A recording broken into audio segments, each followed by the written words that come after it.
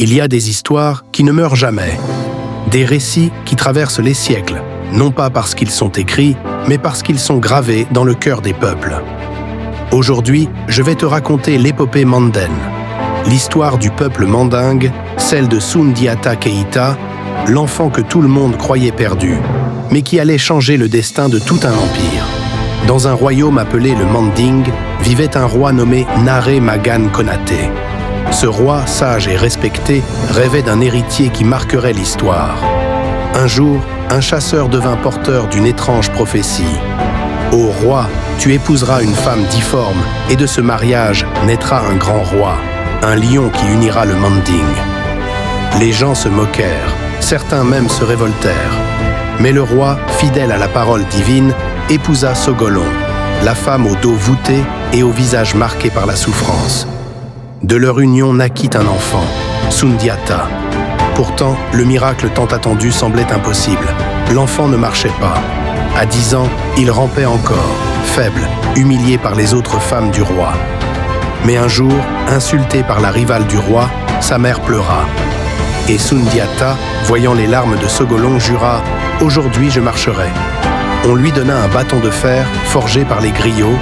Il le planta dans le sol, trembla de toutes ses forces et se leva. Ce jour-là, la terre du Manding vibra. Le lion venait de se mettre debout, mais le destin n'épargne personne. Après la mort de son père, une usurpatrice, Sassouma, s'empara du pouvoir et força Sogolon et son fils à fuir.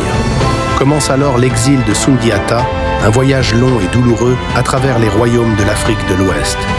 De village en village, il apprit la vie, la politique, la guerre et surtout la valeur de l'humilité. Le petit prince infirme devint un jeune homme fort, intelligent, respecté. Les rois étrangers voyaient en lui un avenir, mais il n'oublia jamais son peuple. Pendant ce temps, au Manding, un tyran nommé Soumaoro Kante, roi des Soso, semait la terreur. Il pillait, brûlait, asservissait les royaumes voisins. Le peuple mandingue, désespéré, envoya un message secret à Soundiata. « Reviens, reviens, fils de Sogolon. Le Manding a besoin de toi. » Et le lion revint. À la tête d'une armée unie de tous les peuples opprimés, il mena la guerre sainte pour libérer sa terre. La bataille de Kirina fut légendaire. Les flèches sifflaient, les tambours résonnaient, et Soundiata, par sa sagesse et son courage, triompha du tyran. Ce jour-là naquit l'Empire du Mali, un empire fondé non sur la peur, mais sur la justice et la parole donnée.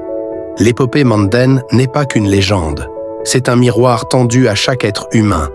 Elle nous dit, peu importe d'où tu viens, ce que les gens pensent de toi ou les obstacles sur ton chemin, ce qui compte, c'est la promesse que tu te fais à toi-même. Soundiata n'était pas fort à sa naissance, il est devenu fort par sa volonté.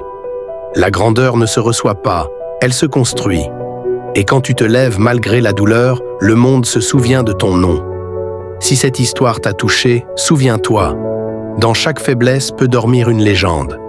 Abonne-toi, partage cette épopée et surtout, reste debout comme le lion du Manding.